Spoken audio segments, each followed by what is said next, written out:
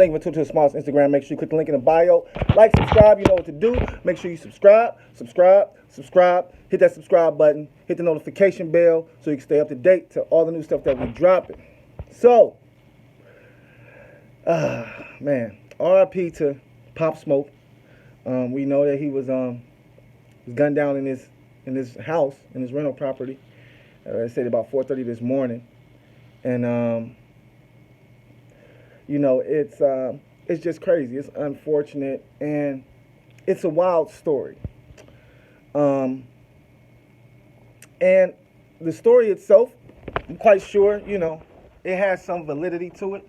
I'm quite sure everything that people are saying aren't, wrong, and, people are, voicing their opinion about, what he could have done different, or where he made his mistake, what he should and should not have done. One of the things I keep hearing, though, one of the things that I heard was he shared his location. Him and his friend, I guess, shared his location on Instagram. And in my opinion, it's just such a coincidence that he shared his location and somebody came and killed him. Because I know people who probably share their locations all the time. Honestly, not talking about rappers, big rappers, but I'm just mean period. Like, your location, your phone is a gift and a curse. Okay, because the right people can figure out your location just by you posting something on the internet. But I'm not even thinking that deep, because I don't think some random people who follow Pop Smoke seen his address on the internet and was like, oh shit, let's go get him. Because, unless you stayed in that area, how do you even know that nigga was still there? You know what I'm saying? It's not like he posted and was like, yeah, here's my address, I'm gonna be here for the next 4 or 5 hours. You know what I'm saying? As well as, 4:30 in the morning is a pretty early time. For anybody. So, 4:30 in the morning, somebody run up in your house and killing you at 4:30 in the morning, it's really unheard of unless, you're in New York, you're in your, your neighborhood, and niggas know you and know where you at, know where you be. As well as, this is a rental property. I'm quite sure the rental property was locked up. I'm quite sure there should have been some video footage, but there's probably none. But yeah, with everything that's going on in this world, period, and living in LA in an expensive property, or renting an expensive property, you would think that they would have cameras all around their property. Now, I'm quite sure it's going to come back that they didn't have any cameras. From what I hear, they say they did, I guess, some camera footage of the suspects fleeing. But no, I think this was I don't want to say conspiracy. I want to say a conspiracy gone wrong, right? It's like put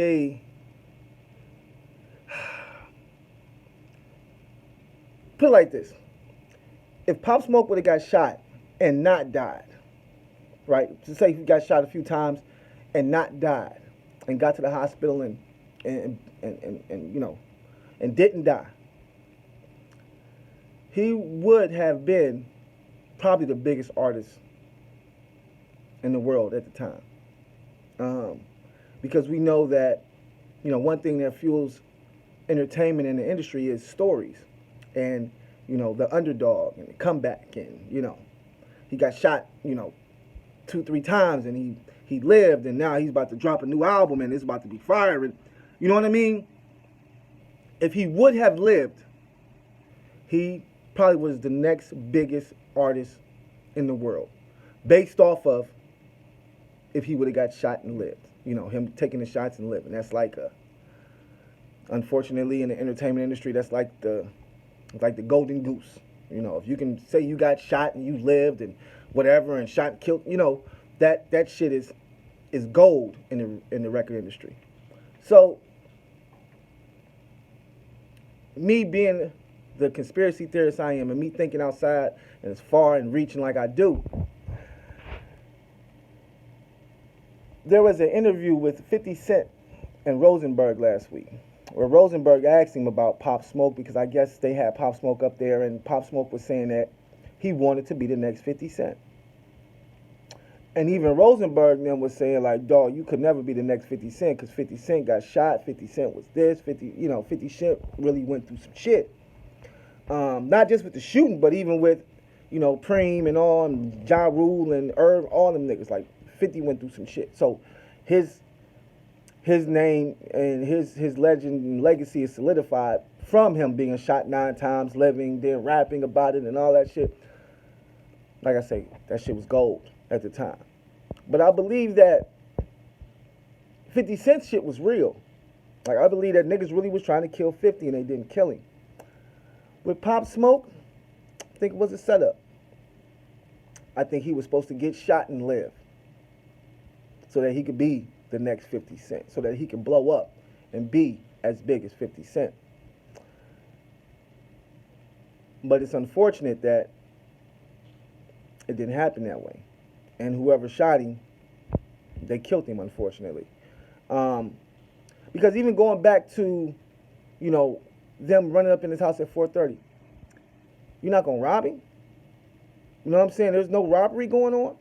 Like, we're not, first off,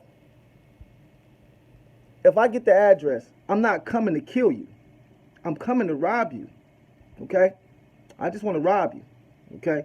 So when I come in with my pistol drawn, I'm not trying to shoot you off top. I just want the money and the jewelry, nigga. That's it. That's all I want. So for them to actually run up in the house and shoot and kill him for what it seems as no reason at all. You get an address off Facebook to go kill somebody? Nah. I get an address off Facebook so I can go rob this nigga and get some money, put myself in a better position than I am. I'm not going there to kill somebody because I'm not getting anything out of that but jail time. Okay? I can't go out and be like, yeah, I shot Pop Smoke. I can't do none of that because I'm going to jail. So it's going to be very okay. I just got to follow this story because it's gonna be very surprising how this story plays out. Because once again, he wasn't in New York because he's from New York. So he wasn't in New York. In which, if this was in New York, have a totally different outlook on the situation. I would definitely have a totally different outlook on the situation. But this was in fucking L.A. You know what I'm saying? This was in L.A. And I'm not saying L.A. is palm trees and everything is good in L.A. It's crime everywhere the fuck you go. But it's not like that nigga was in Compton. You know what I'm saying? That nigga wasn't in the hood. He was in the hills somewhere. Okay? I'm not saying that niggas don't get robbed in the hills and shot in the hills. But I'm just saying, man, as a up and coming artist, and I'm in L.A., they said he had a party. I had a party with my peoples. You know what I'm saying? The party's over. I put all them niggas out.